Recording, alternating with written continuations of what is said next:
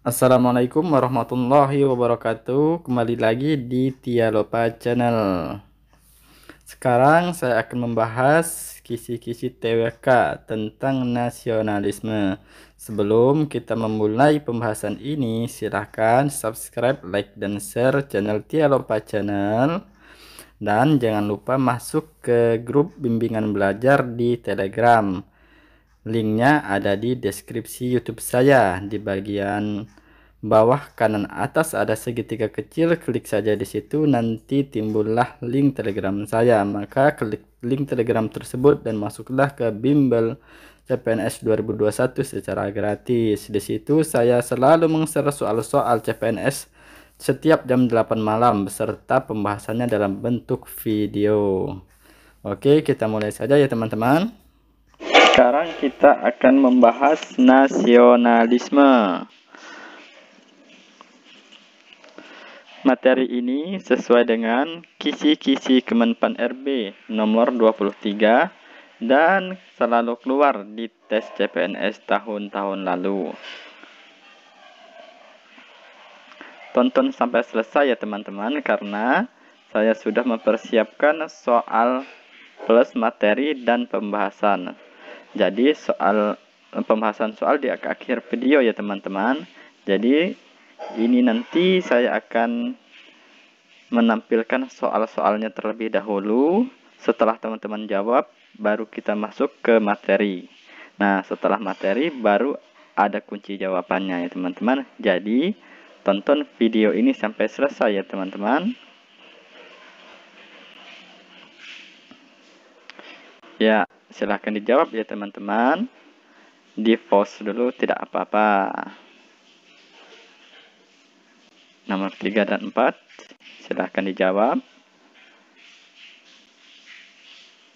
Ini nomor 5 dan 6. Ini nomor 7 dan 8. Ini nomor 9 dan 10. Jadi ada 10 soal ya teman-teman. Sudah dijawab ya teman-teman. Nah, sekarang persiapkan diri untuk memperhatikan penjelasan dari nasionalisme. Pertama, pengertian nasionalisme. Menurut KBBI, Kamus Besar Indonesia, nasionalisme adalah suatu sikap politik dari masyarakat suatu bangsa yang mempunyai kesamaan kebudayaan dan wilayah serta kesamaan cita-cita dan tujuan. Dengan itu, masyarakat suatu bangsa akan merasakan adanya kesetiaan yang mendalam kepada bangsa itu sendiri. Nah, paham atau ajaran dari nasionalisme ini adalah mencintai bangsa dan negara sendiri. Sifatnya kenasionalan. Ini kita akan belajar sedikit tentang awal kebangkitan nasionalisme di Indonesia. Yang pertama itu dari organisasi Budi Utomo yang bersifat nasional ya teman-teman. Didirikan tanggal 20 Mei 1905. Digagas oleh Dr. Wahidin Sudirohusodo. Organisasi Indonesia yang dibangun berdasarkan model barat. Ketuanya Dr. Sutomo. Nah, pada tanggal 20 Mei 1908 ini itu diperingati sebagai Hari Kebangkitan Nasional. Nah, setelah Budi Utomo muncul, baru beberapa organisasi dan nasionalisme di Indonesia muncul juga ya teman-teman. Nah, yang selanjutnya Serikat Islam didirikan oleh Haji Samanhudi tanggal 16 Oktober 1905 di Surakarta dengan nama Awal Serikat Dagang Islam atau SDI. Kemudian dipimpin oleh Cokro Aminoto dengan menghilangkan kata dagang. Tujuannya untuk melindungi hak-hak pedagang Muslim dari monopoli pedagang besar Tionghoa.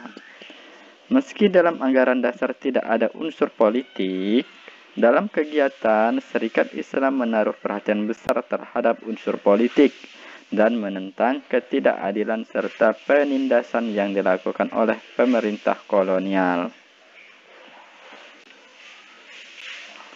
Lanjut. Nah, setelah Serikat Islam, itu muncul lagi Indis Partis, didirikan di Bandung tanggal 25 Desember 1912 oleh 3 serangkai.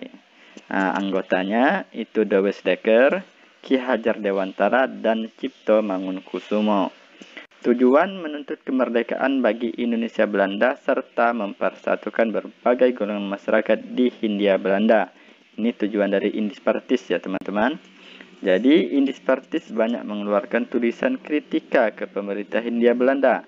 Salah satunya yang terkenal adalah tulisan dari Suwardi Suryaningrat, atau itu yang biasa kita kenal itu Ki Hajar Dewantara, yang berjudul Als is een Nederlander, ya, itu artinya seandainya aku adalah orang Belanda, di surat kabar The Express pada tanggal 13 Juni 1913.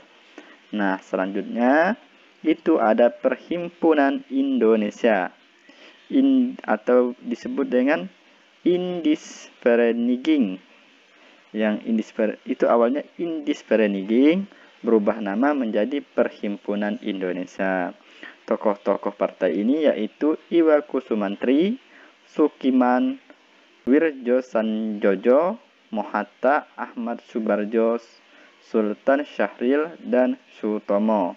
Pada tahun 1922 diketuai oleh Kusuma Sumantri asal Jawa Barat dan Mohatta sebagai bendahara, serta berubah nama menjadi Perhimpunan Indonesia.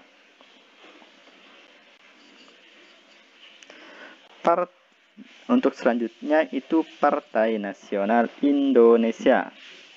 Nah, Partai Nasional Indonesia atau disingkat PNI adalah partai politik tertua di Indonesia.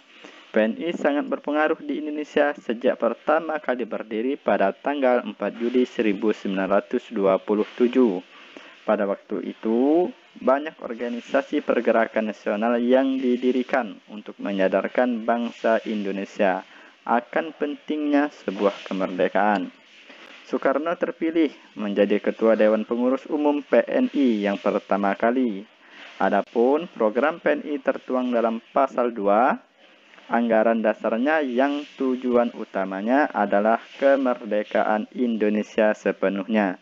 Sedangkan pada pasal ketiga berisikan tentang kerjasama dengan semua organisasi di Indonesia untuk mencapai tujuan yang sama, yaitu Indonesia merdeka.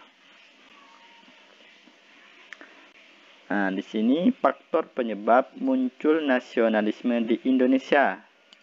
Itu ada 2 faktor ya teman-teman.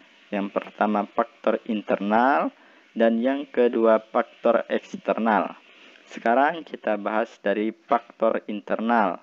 Yang pertama itu karena kejayaan bangsa Indonesia sebelum kedatangan bangsa Barat. Yang kedua, penderitaan rakyat akibat politik drainage. Nah, politik drainage itu pengerukan kekayaan bangsa kita, teman-teman, bangsa Indonesia. Yang ketiga, adanya diskriminasi. Dan keempat, munculnya golongan terpelajar ya dari Ki Hajar Dewantara. Nah, yang kedua itu ada faktor eksternal atau faktor dari luar. Yang pertama, kemenangan Jepang atas Rusia.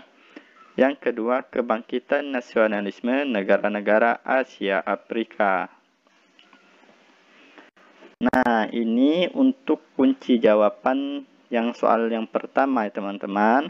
Jika teman-teman sudah paham dengan materi yang saya jelaskan tadi, teman-teman bisa ulang lagi ke ke soal-soal yang pertama. Kan kunci jawabannya ada di akhir slide. Nah, jadi coba dijawab lagi kira-kira sudah bisa belum. Jika jawaban teman-teman sudah benar semua, berarti teman-teman sudah paham akan penjelasan saya tadi. Terima kasih atas perhatiannya. Kurang lebih saya mohon maaf. Saya akhiri. Assalamualaikum warahmatullahi wabarakatuh.